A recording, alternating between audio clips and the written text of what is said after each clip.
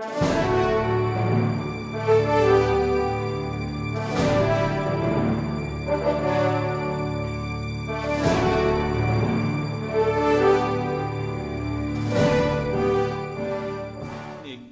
paano ipapaliwanag ng nasa sakdal o yung impeach official, in this case, yung ating Chief Magistrate.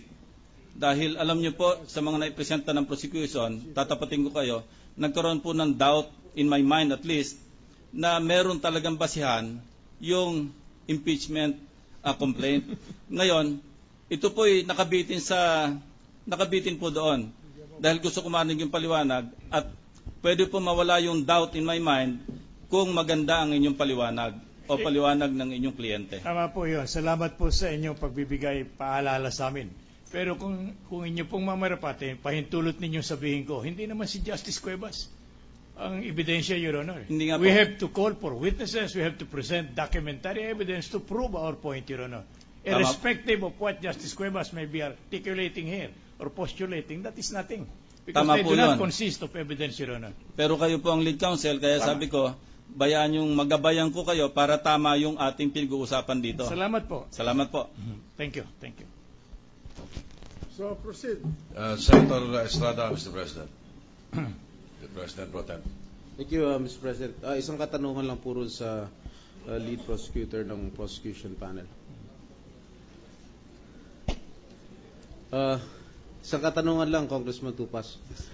Ibabalik ko lang yung aking dating tanong nung araw tungkol dun sa mga titulo na allegedly pagmamay-ari ni Chief Justice Renato Corona. Yung pong ipiniresentan yung sa media, yung 45 titles, ibig sabihin ba ho, hindi nyo po sinuri yung ipiniresentan nyo sa media na 45 properties? Sapagkat lumalabas po ngayon, ayon sa computation ni Senator Escudero, na 21 titles minus 3 because of the parking lot at yung 7 ay pinatunayan na ni nung witness kagabi si Mr. Vicente, 11 na lang ang dapat patunayan at yung 5 doon out of the 11 ay inaangkin na ni Chief Justice Corona, so 6 na lang yung patutunayan ng depensa.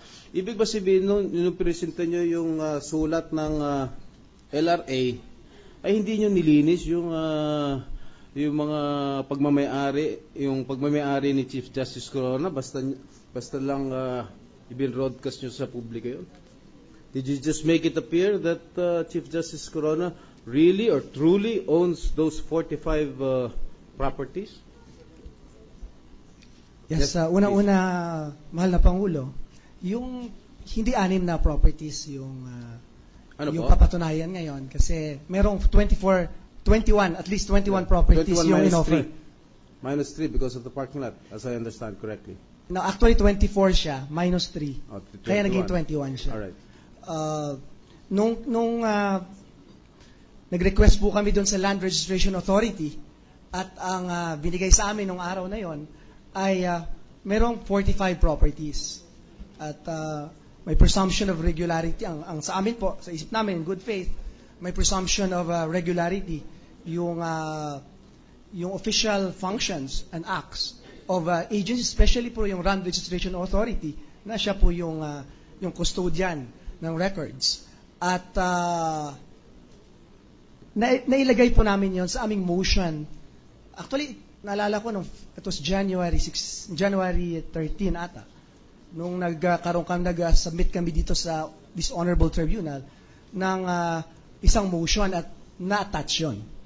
So, pero as we go along, sinuri namin yon at after namin sinuri, 24 plus 3, which is 21 properties, ang in-offer namin during the offer of documentary evidence. Yun po ang nangyari, Ginoong Pangulo. So inaamin niyo po ngayon, Congressman Tupas, na hindi po 45 properties ang pagmamay-ari ng Chief Justice? Hindi po 45. 21. 21 or even po. less? 21 po. Kasi yun ang offer of evidence po namin sa aming exhibits po, 21 titles. Okay. Thank you. Thank you po. Unang-una, 45. naging 24. Ngayon, 21 na lang. Di ba? 21 titles po. May numero nun na 24. Yes, sir. Oh. Ano ang nabawas doon sa 24? Yung 24 po, Ginoong Pangulo, dahil included doon yung 3 parking lots doon sa Burgundy.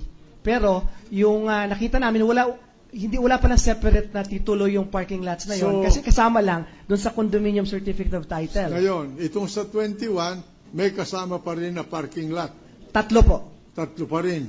Yes. 3 doon sa Burgundy, 3 Hindi po. 3 po sa Bellagio na lang. sa Bellagio. Yung Burgundy din na namin kinount yun. Kasi yung Burgundy, kasama na po yun sa certificate of title. Isang titulo lang sa Burgundy. Sige.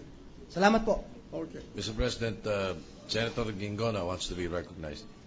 The gentleman from Bukidnon, TG Gingona. Thank you, Mr. President.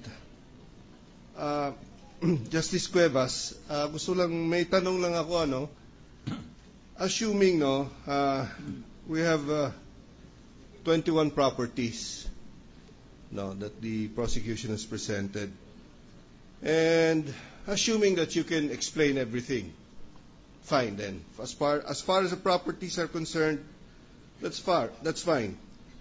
Then for the year, let's say 2010, this SALN declaration of the Honorable Chief Justice has an amount of 3.5 in the bank, 3.5 million pesos po.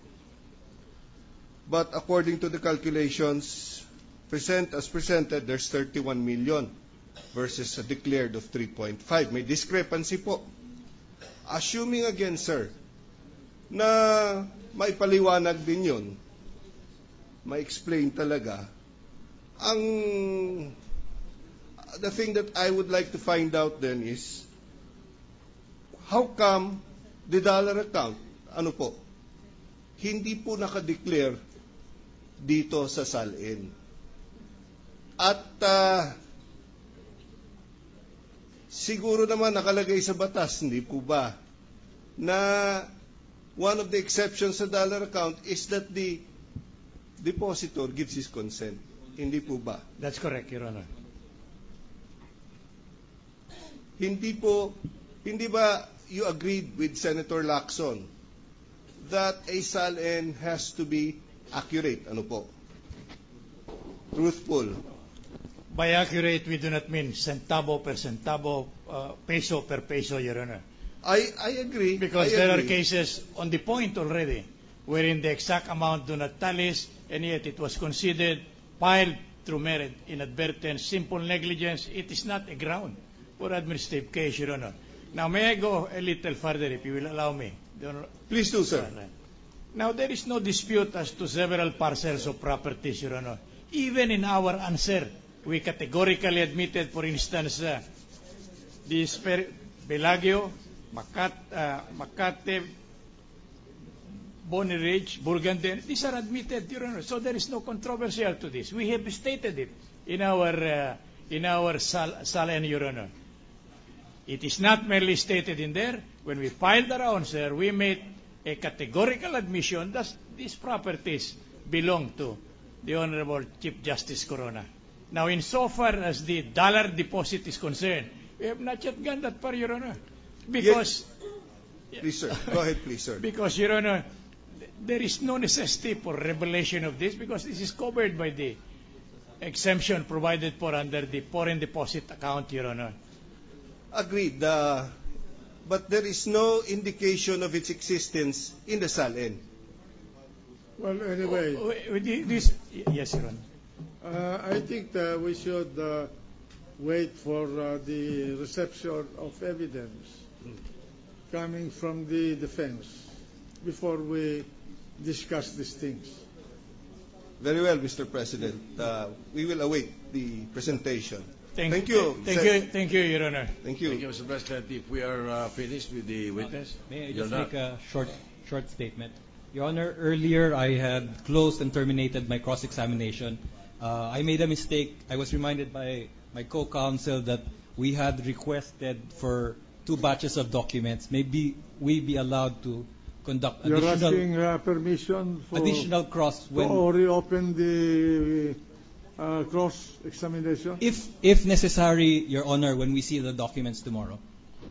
Okay. Thank you. Any objection? May we know what those documents are, Your Honor? Because